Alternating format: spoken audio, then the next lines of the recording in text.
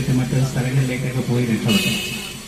അതുപോലെയാണ് സോന വന്നിട്ട് ഇപ്പോൾ 2 വർഷമാകുന്നു.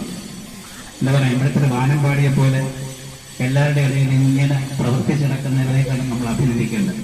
ഞങ്ങളൊക്കെ വല്ലപ്പോഴും വരും, പറഞ്ഞാൽ ഭക്ഷണ സമയത്ത് വരും, കൂടെ ഇരുന്ന് ഭക്ഷണം കഴിക്കും, കുശലം പറയും, നമ്മളങ്ങ് സ്ഥലം എടുക്കും. പക്ഷേ കൃത്യമായൊരു ജോലി സമയം വെച്ച് ജോലി ചെയ്യുന്നവരല്ല ഇവർക്ക്.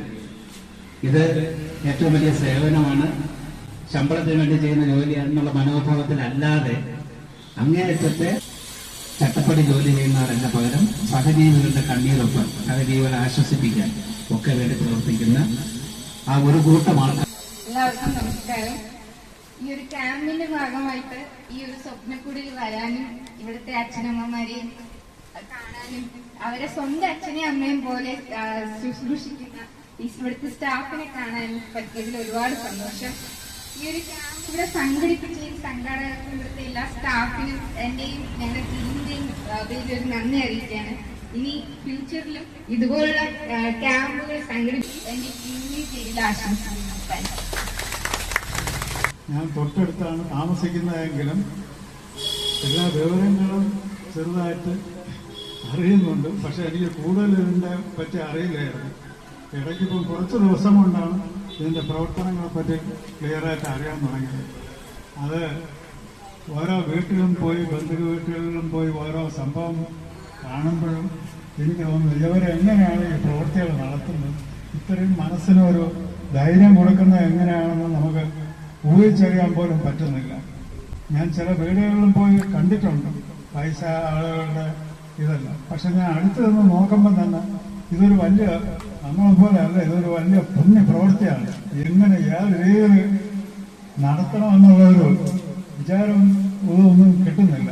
പല സംഘടനകളിലും പ്രവർത്തിച്ചാലും ഇതേപോലൊരു പ്രവൃത്തിയല്ല ഇവിടെ നടക്കുന്നത്. അത് നമ്മൾ കാണുന്നുണ്ട്. ഇപ്പം ഹാരിസാറിൻ്റെ കാര്യങ്ങളും രമണി മേളത്തിൻ്റെ കാര്യങ്ങളും നമുക്കിപ്പം ഓരോന്ന് അറിഞ്ഞു തുടങ്ങിയപ്പോഴാണ് അതിൻ്റെ പുണ്യപ്രവൃത്തിയെപ്പറ്റി കൂടുതൽ അറിയുന്നത്. നൽകി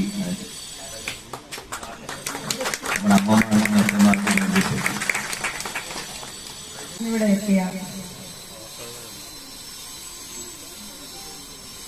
Shaurya Chakra Mohan sir, ward councillor, പ്രത്യേകിച്ച് എൻ്റെ ഏറ്റവും അടുത്ത ഒരു കൂട്ടുകാരിയെ പോലെ, ഒരു സഹോദരിയെ പോലെ എന്നോട് സഹകരിക്കുന്ന ജയലക്ഷ്മി മേഡം, ഫിർദോസ് കായൽപ്പുഴ, അത് ഒരു എൻ്റെ ഇളയ സഹോദരനാണ്. അതേ മാതിരിയാണ് ഇവിടുത്തെ എല്ലാ കാര്യത്തിലും സഹകരിക്കുന്നത്. അദ്ദേഹം നമ്മുടെ അയൽപക്കം ശിവകുമാർ സാറ്, പിന്നെ ഈ ടീമിനെ കൊണ്ട് ഇവിടെ എത്തിച്ചേർന്ന ടീം കൗൺസിലറുണ്ട്.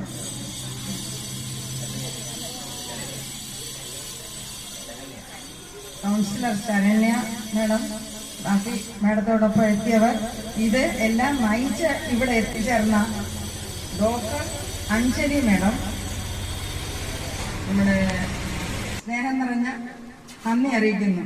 கண்ணான கண்ணே கண்ணான கண்ணே என் மீது சாயவா, புண்ணான நெஞ்சை பொன்னான கையால் பூ போல நீவவா. நான் காத்து நின்றேன் காலங்கள் தோறும் என் ஏக்கம் தீருமா.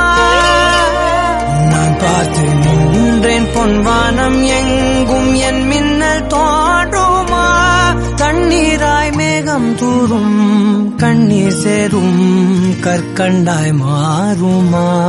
கண்ணான கண்ணே கண்ணான கண்ணே என் மீது சாயவா, புண்ணான நெஞ்சை பொன்னான கையால் பூ போல நீவவா. நான் காத்து நின்றேன் காலங்கள் தோறும் என் ஏக்கம் தீருமா. நான் பார்த்து நின்றேன் பொன்வானம் எங்கும் என் மின்னல் தோன்றுமா. தண்ணீராய் மேகம் தூரும் கண்ணீர் சேரும் கற்கண்டாய் மாறுமா.